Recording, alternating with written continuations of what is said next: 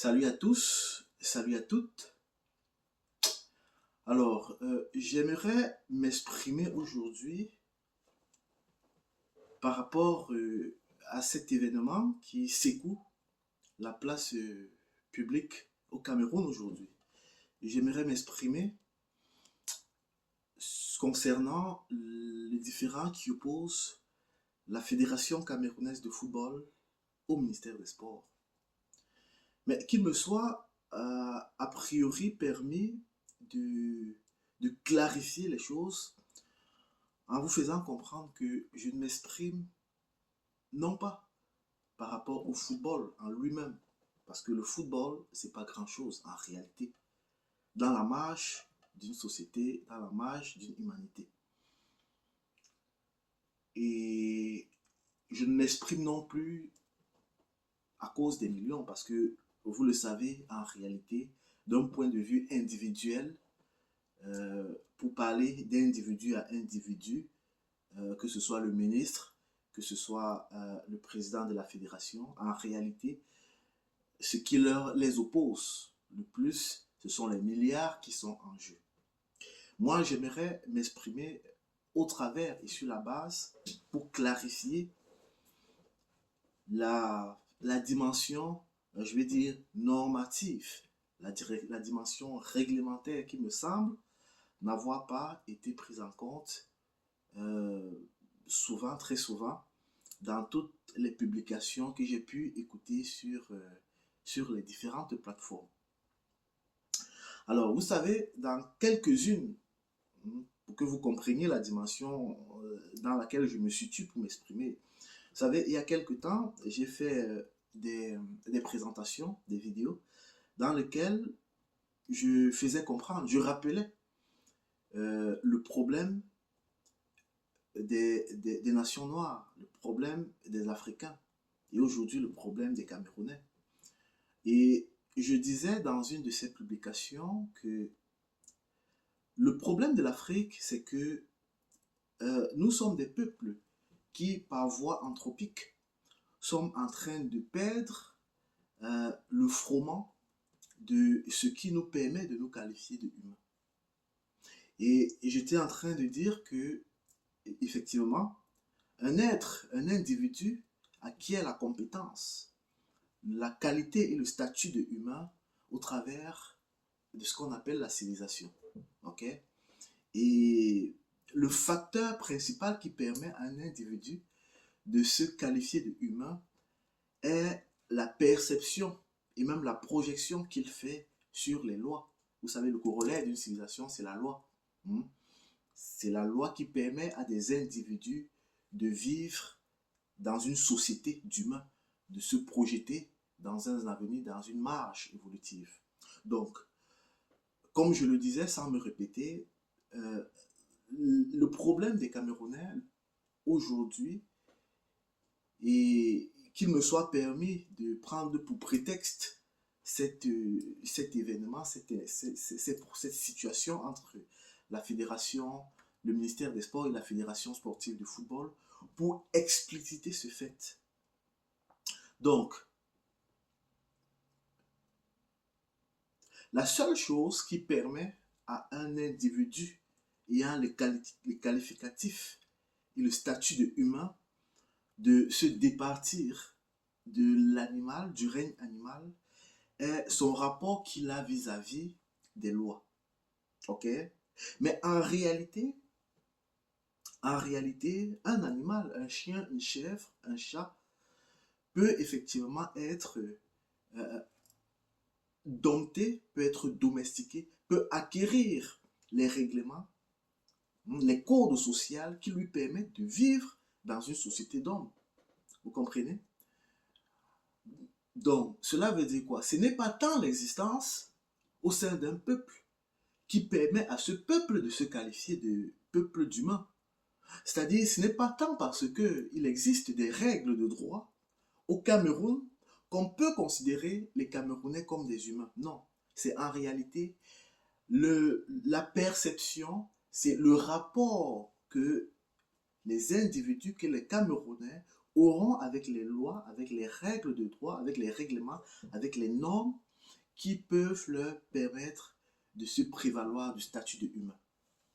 Et comme je le dis encore, je le dirai encore, nous sommes des peuples qui sont en train de perdre par voie anthropique la portée civilisationnelle qui nous confère le statut de humain. Donc, en réalité, comme je le dis, la loi n'est pas un objectif, comme je peux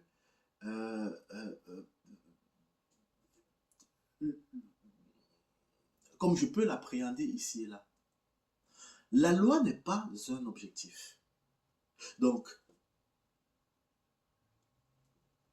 le but dans une société n'est pas de se conformer à la loi. Le but dans une société est d'atteindre les objectifs du mobile qui ont sustenté la loi. Donc, la différence qui existe entre un animal domestique et un humain est que l'animal, effectivement, peut suivre des règles de droit pour se conformer à la vie sociale de l'humain, mais en réalité, il ne peut jamais rayonner au point d'épouser les valeurs qui ont sustendu la mise en place de la loi. Mais un humain, en réalité, n'est humain que parce qu'il entrevoit le mobile de la loi. Donc, ce n'est pas la loi qu'il considère en premier, c'est le but, le mobile pour lequel la loi a été mise en place. Et ça, c'est le problème fondamental des Africains, des Camerounais. C'est à cause de cette disgrâce, il faut le dire ainsi, que nous pouvons voir des guerres ici et là. Il y a des lois, mais une loi peut être appréhendée de diverses façons, dépendamment de l'indentation où est-ce qu'on se situe pour se prononcer, pour l'interpréter. Donc, tout le monde peut avoir raison au travers d'une règle, dès lors qu'un individu l'interprète à travers d'une ou d'une autre indentation. Mais une nation d'humains se situe dans son désir d'interpréter, de se fondre dans une loi, se situe à son indentation majeure. Et son indentation majeure, c'est le but de la mise en place de la loi. Alors, une loi est mise en place de façon fondamentale pour résoudre un problème. Ok? C'est-à-dire quoi? C'est-à-dire que le but recherché par les juristes, par les législateurs, quand ils mettent en place des règles de droit pour diverses organisations, est de s'assurer que les potentiels problèmes qui pourraient survenir soient résolus. Mais il se trouve que la loi s'adresse à des humains. La loi ne s'adresse pas à des animaux. Donc, quelle que soit la construction normative, la construction législative, la construction légale qu'on puisse émettre et même opposer à une société, si en présence on n'a pas des humains, eh bien, elle ne servira à rien.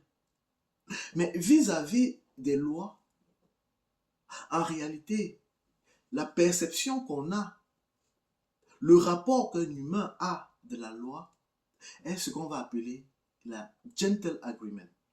Donc, s'il n'y a pas de gentle agreement, ça ne sert absolument à rien. Donc, je me redis encore.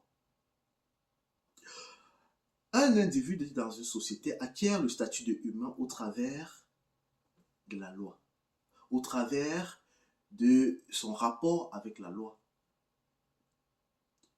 Et ce rapport se perçoit, ce rapport s'analyse par sa capacité d'accueillir en termes d'objectifs, non pas la loi, mais le mobile de la loi. Et parce qu'un individu ayant le caractère de humain a perçu, a compris, a appréhendé, a incarné le sens de la loi, a incarné ce désir que d'être humain, vivant dans une société d'humains, alors de fait, il s'établit un caractère qu'on va appeler la Gentle Agreement. La Gentle Agreement est le nœud de vie d'une humanité, des individus ayant le caractère de humain. Alors, après avoir fait ce bref rappel mémoire, ou alors ce bref cours sur le but, le bien fondé des lois, sur la base fondamentale de l'existence des lois au sein d'une nation, permettez-moi de revenir sur le problème de fond en lui-même. Conflit entre ministère des Sports et Fédération sportive de football, FECAFOOT. Mais comme je vous l'ai dit, tenons en compte ceci. Je vous ai fait comprendre que le problème des peuples africains et du Cameroun est lié au fait que nous analysons les choses, nous analysons des faits sans nous situer à l'indentation majeure de la chaîne logique qui devrait nous permettre d'analyser les faits. Ok? Donc, dans ma présentation, vous allez me permettre de me situer vraiment à l'indentation majeure afin que vous compreniez pleinement le sens du fait. Parce que oui, sur les réseaux sociaux, j'ai écouté des choses qui m'ont hérissé le poil venant des personnes qui sont pourtant des docteurs, des professeurs et autres. Alors, si vous me permettez, nous allons faire comme une petite étude comparative. Alors, imaginons-nous dans cette étude comparative que une université à rayonnement international, telle HEC Paris, décide de se délocaliser au Cameroun, d'ouvrir une délocalisation au Cameroun. Ok? Nous sommes d'accord, et vous êtes d'avis que avant que de rentrer en opérationnalisation, que cette délocalisation va devoir se mettre sous la tutelle du ministère de l'Éducation supérieure. Cette délocalisation va devoir se mettre sous la tutelle de l'État au travers du ministère de l'Éducation supérieure. Donc, la question que je suis en droit de vous poser directement est de savoir, pensez-vous que parce que cette institution délocalisée a dû se mettre sous la tutelle de l'État, du ministère de l'Éducation supérieure, pensez-vous que cela confère prérogative, capacité et même droit à l'État, au travers du ministre de l'Éducation supérieure, que d'émettre des décisions de gestion au sein de cette institution? Si vous me répondez dans l'affirmative, alors le débat est clos. Cela veut dire qu'effectivement, oui, le ministre Moëlle Kombi a raison, effectivement, de prendre les décisions qu'il a prises. Mais si vous êtes d'avis avec moi que c'est une incongruité, que le ministère et l'État n'a rien à voir dans les actes de gestion courante d'une telle institution, quoique délocalisée et quoique s'étant mis sous tutelle du ministère de l'Éducation, alors effectivement, le ministre n'a pas raison. Ok? Le ministre n'a absolument pas raison. Alors, j'écoute sur les réseaux sociaux, ici et là, des individus pourtant qualifiés qui commettent cette facilité de prétendre, de croire que le fait de se mettre sous tutelle traduit une certaine incompétence, une certaine incapacité, comme un enfant, un mineur qui n'a pas la capacité légale. Non, non, non, ça n'a rien à voir. Ça n'a rien à voir. Mais pour comprendre ça, il y a des concepts qu'il faut évoquer ici. Alors, si vous me permettez, évoquons un tant soit peu le sens de l'État et de la nation dans leur rôle. Vous savez, l'État est une construction virtuelle. Ok? L'État est une construction virtuelle qui a pour but que de préserver l'intégrité du concept nation. Ok? Alors que l'État est absolument virtuel, la nation, elle est beaucoup plus palpable parce qu'elle s'adresse, elle est liée aux individus que nous sommes. Aux individus que nous sommes qui ayant la volonté d'être unis par ce sentiment d'appartenance. Donc, l'État, dans ses missions, dans ses, dans ses objectifs par rapport à la nation, a pour objectif que de s'assurer de l'intégrité sociale, de l'intégrité sociétale, de l'intégrité institutionnelle. La cohésion sociale, la cohésion sociétale et l'intégrité institutionnelle, afin de garantir cette, cette appartenance que nous avons que d'être ensemble et vivant sur le même territoire. Vous comprenez? Donc, une institution telle cette université prise en exemple, qui viendrait euh, évoluer sur le territoire du Cameroun, doit pouvoir donner des garanties afin que de ne pas remettre en cause ses objectifs. La mise sous tutelle est simplement une garantie pour l'État que jamais cette institution ne remette en cause cet objectif que de préserver l'intégrité sociale, sociétale et institutionnelle. Ok? La tutelle n'est pas liée à une incompétence. Non, non, non, non, non. Non. La tutelle est la volonté de l'État que aucune institution venant de l'extérieur ne remette en cause n'ait une vision opposée à celle de l'État. Tel est le sens de la mise sous tutelle. Vous comprenez? Donc, une institution telle que la FIFA, qui voudrait évoluer au Cameroun au travers de la FECAFOOT, parce qu'il faut le dire, la FECAFOOT est une instance de la FIFA.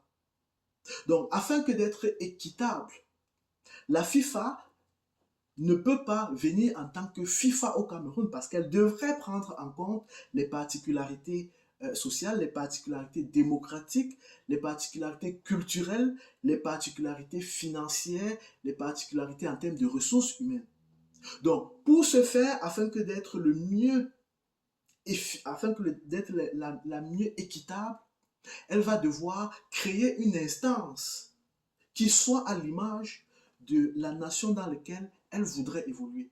C'est dans ce sens que naît une fédération telle la FECAFOOT. Donc, la FECAFOOT est une délocalisation de la FIFA.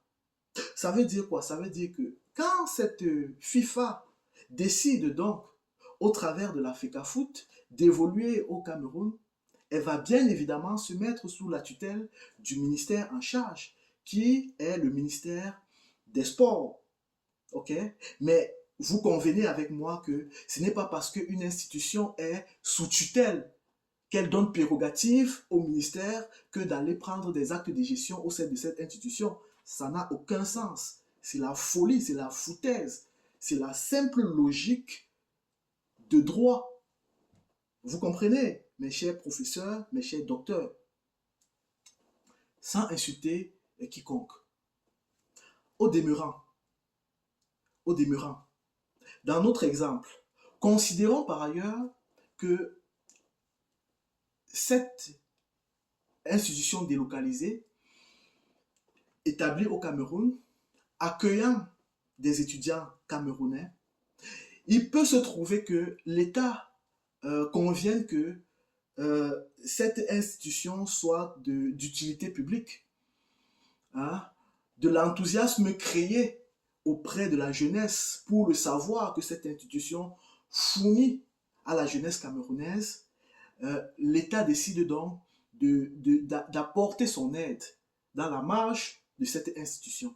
Et donc décide d'accorder des subventions pour X ou Y. Ça peut être par des bourses, ça peut être par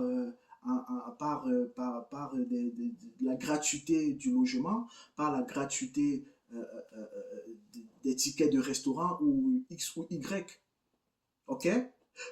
Je vous pose une autre question par rapport à cela. Pensez-vous que parce que l'État accompagne des Camerounais au travers de cette institution délocalisée, pensez-vous que cela lui donne prérogative que d'aller prendre des, des, des, des décisions de gestion au sein de cette institution?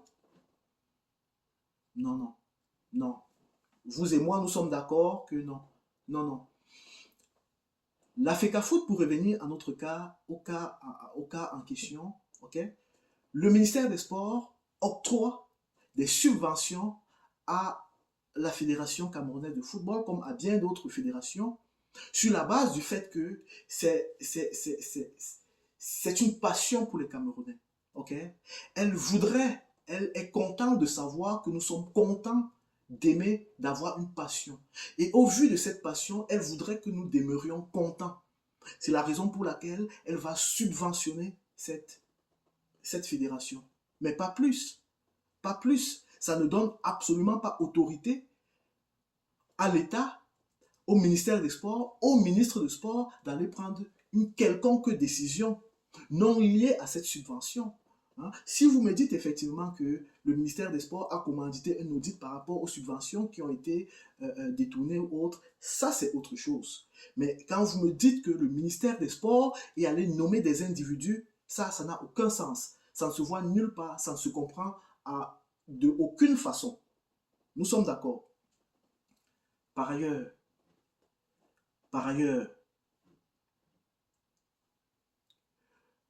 en gestion, on a l'habitude de dire celui qui te nomme te note. Ok? Celui qui t'assigne une tâche te note. Un directeur d'entreprise est noté par son conseil d'administration. Parce que c'est le conseil d'administration qui nomme le directeur général, le gestionnaire d'une compagnie, d'une société. Ok? Une fédération sportive telle la FECAFOOT désigne son président sur la base élective.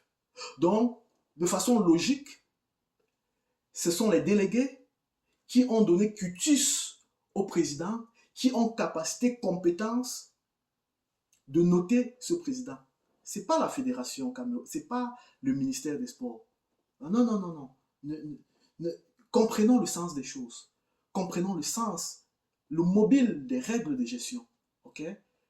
Donc, le ministre des Sports ne peut en aucun cas interférer sur le sentiment des délégués qui ont donné cutus au président de la Fédération camerounaise de football.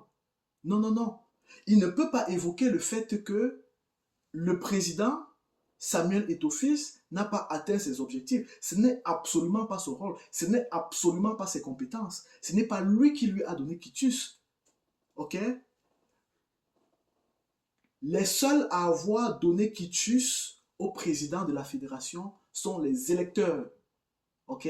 Les électeurs. Et il faut bien comprendre que dans cette déviance de gestion, dans cette déviance comportementale de la part du ministre Moelle Kombi, se cache je dirais une insulte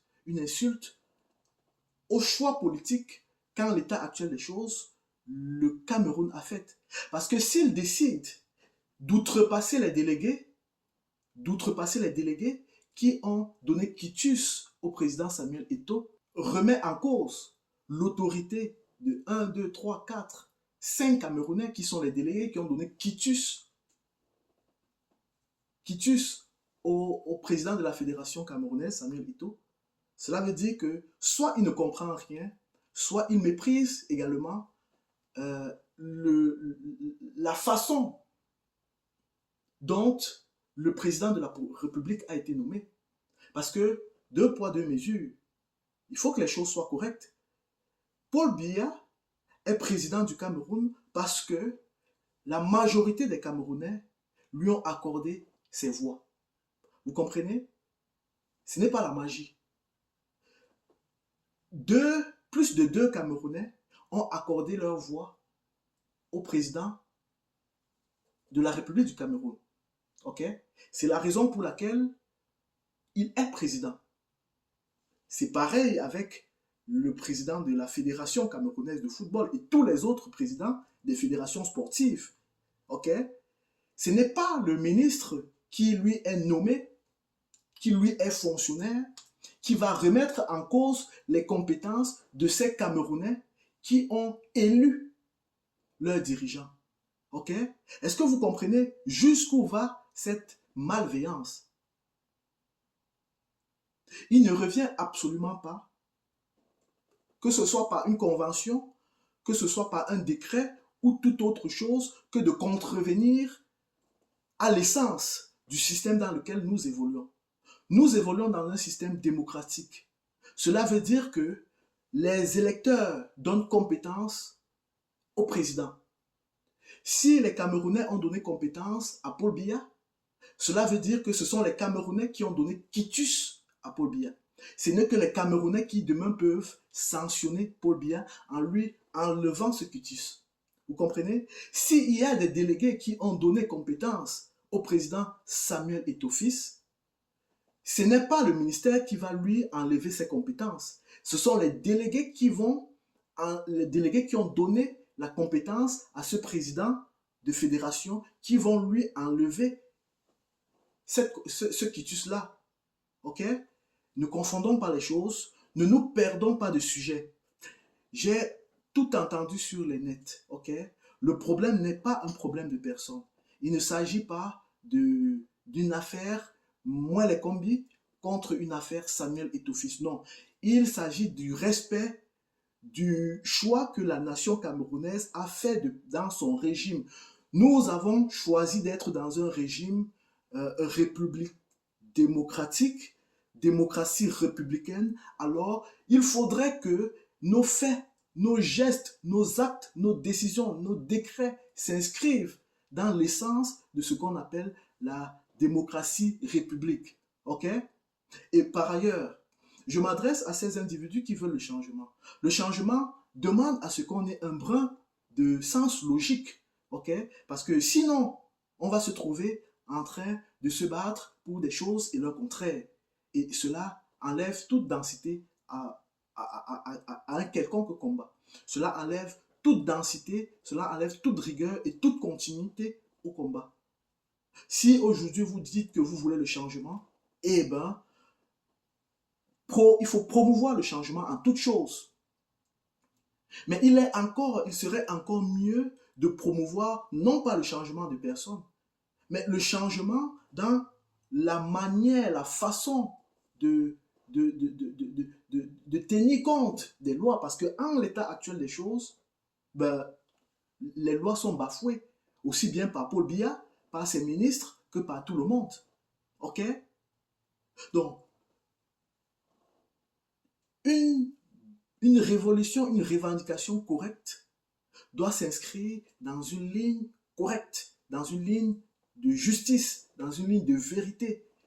Et la vérité ne peut pas nous dire que ce ministre a raison. Jamais. Jamais. Un ministre ne peut pas contrevenir aux fondamentaux du régime politique que nous avons choisi et vous me faites comprendre qu'il a raison.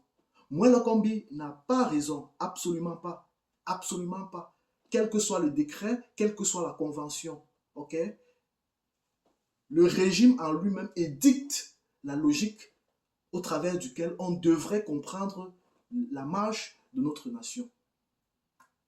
Quand j'ai dit ceci, je vous remercie. Merci.